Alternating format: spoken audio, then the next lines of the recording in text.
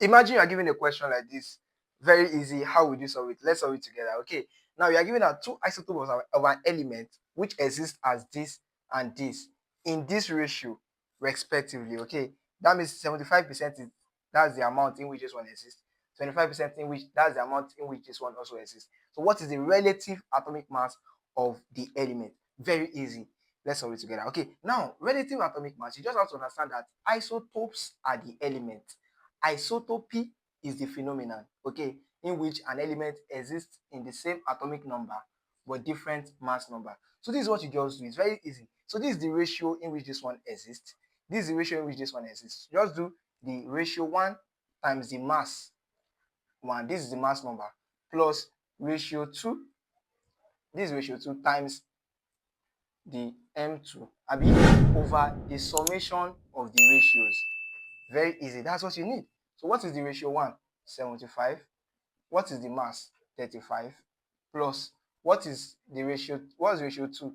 25. What is the mass? 37. Over what is the summation of the ratio?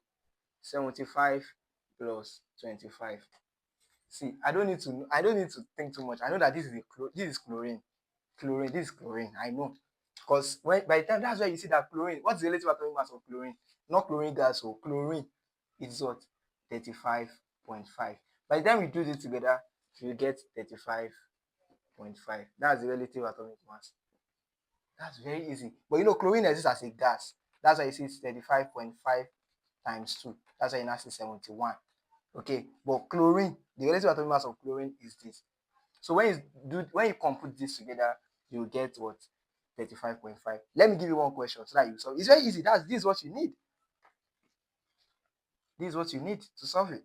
Once you know this, you are good to go. The ratio 1 times M1, ratio 2 times M2, plus the summation of the ratio. Now, let's say I give you a question like this. You solve it and drop the answer in the comment section.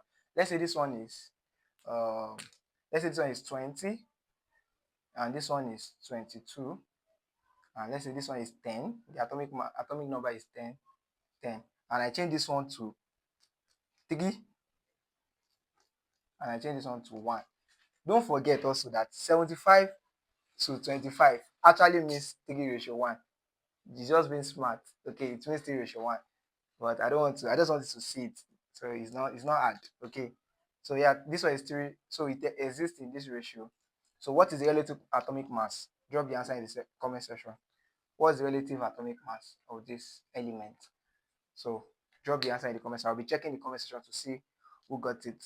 So see you in the next class. So when you compute this, you get this, and I can confidently say that this is chlorine. So the element in this case is chlorine. So see you in the next class. Bye.